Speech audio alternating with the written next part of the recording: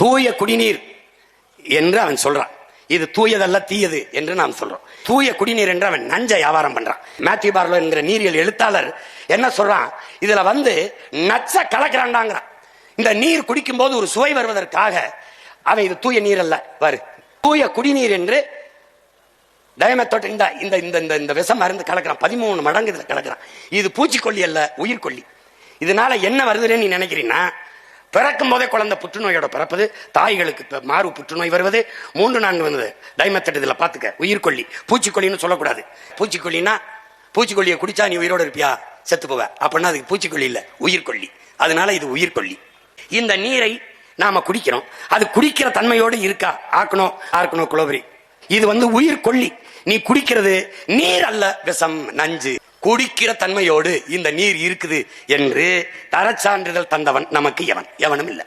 இவன் குழந்தை நீர் சுவைக்காக பிக்ஸி டஸ்ட்ங்கிற இந்த மந்திர தூசிங்கிற அந்த சுவைக்காக இந்த மந்திர பொடி அதில் கலந்து அவன் என்ன செய்ய, குடிக்கும் போது தண்ணீர்ல தாக நிற்கும்.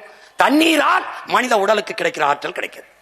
ஏன்னா இவன் சுத்திகரிக்கிறங்கிற பேர்ல பியூரிஃபை. இப்போ இவன் தண்ணீரை சூடு பண்ணாலே அந்த நுண்ணுயிர்கள் செத்து போயிரும்னா, சுத்திகரிக்கிறங்கிற பேர்ல பல்லாயிரக்கணக்கான இந்த நச்சு பொருள்களை போட்டு இந்த போத்தல் நினைக்காத, இந்த போத்தலை தயாரிக்கிறது பெட்ரோலிய மூலப்பொருள்.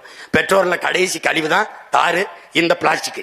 அதனால என்ன செய்யுதுன்னா, முட்டி வலி, சோர்வு எல்லாம் வருது, கண் பார்வையின் இழப்பு எல்லாம் வந்துருது. பிறக்கும் போதே குழந்தை புற்றுநோயோட வந்துருது.